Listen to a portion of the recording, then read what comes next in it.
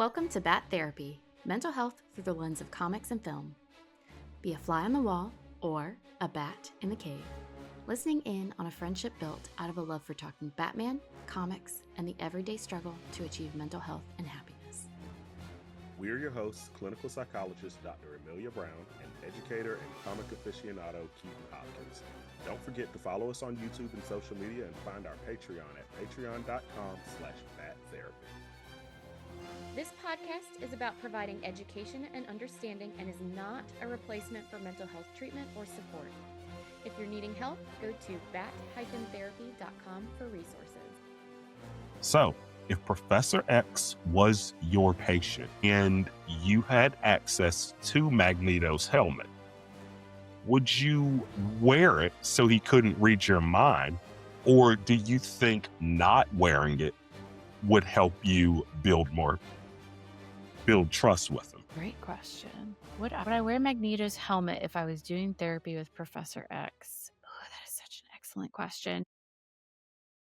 Even the playing field, right? For what, like if you're... You know what it would depend on what he was there for, potentially. So Okay.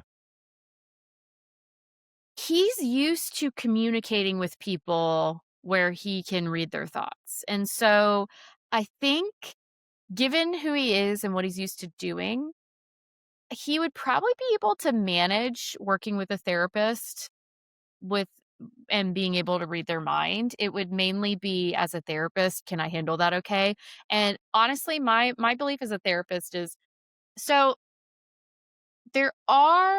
it could be hard for him to focus because, how do I explain this? So when I'm working with someone, I'm with them in that moment, and I'm also trying to observe that moment and what might be happening and what patterns are going on. And so I'm in the room and also trying to figure out where we're headed at the same time in a way that could be distracting for him. So I could see that being an issue, but generally speaking, he might be used to that. So that might not be too big of an issue.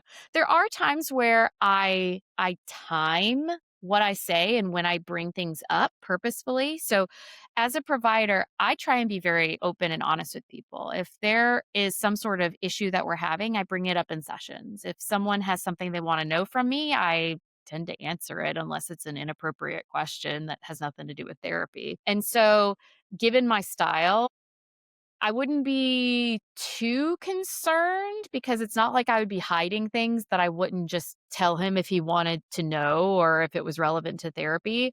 It's more that sometimes the timing of when I bring things up is to make more of an impact and try and make sure that we're doing things in a sequence that makes sense based on, how he's processing things. So my main concern would just be like, is he essentially finding things out for me in a different order than is the most useful based on, how I tend to guide things in a session? It's a good question. I think the helmet could be really, really useful. Now, if he was struggling with how do I handle, say, anxiety of not being able to control everything, which would be particularly difficult for him because he can control so much. I think the helmet could be great exposure therapy where you're used to being able to know what people are thinking and this, that, and the other. And here's a relationship where it's all about you and you probably want to know what I have to say. And so removing some of that control for him could be an interesting strategy to try and maneuver things. But yeah, I think you could go either route. But toying around with the helmet to see what that's like for him in therapy, I think is an interesting idea. I think you've got a good thought there. Good idea. Thanks for nerding out with us. I'm clinical psychologist Dr. Amelia Brown. And I'm educator and comic aficionado Keaton Hopkins. Check out my TV and movie reviews on YouTube at Team JBS. Check out our website at bat-therapy.com, our Bat Therapy YouTube channel, and follow us on social media. And don't forget our Patreon page at patreon.com/battherapy. See you next week. Same bat time, same bat channel.